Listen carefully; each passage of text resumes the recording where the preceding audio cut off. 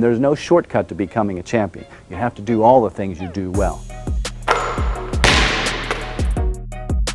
Let's say a coach sends you to do a drill and you don't particularly like the drill.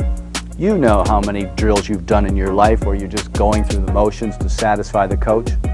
My challenge to you is to start to get yourself, not because a coach is looking over your shoulder, but because you realize that to be a champion, you have to start doing things with precision, with hustle, with spirit.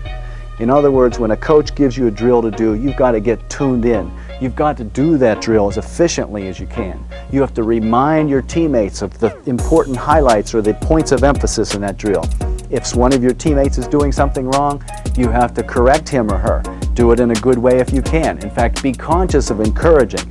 But you've always got to have that spirit. You've always got to have the hustle. If you want to be a champion, that is.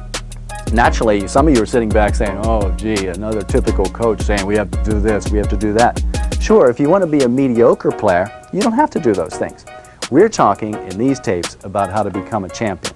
And there's no shortcut to becoming a champion. You have to do all the things you do well. I'd like to say finally about the drills that you do, you have to learn to make them competitive even if they're not competitive. In other words, if we just have 4 people standing in a line shooting, you need to start saying, okay, let's hit 4 in a row. Put pressure on your teammates to get each one in. And if you got 4 in a row, then you have to start thinking, let's get 8 in a row. And you turn the drill into something competitive even if it isn't. Also, periodic displays of spirit are wonderful. Everybody's just kind of bogged down and you realize it and you start clapping rhythmically like da, da, da, da, da, da, da, da, da, da. You make your own rhythms. Get your teammates to join in and make basketball more fun.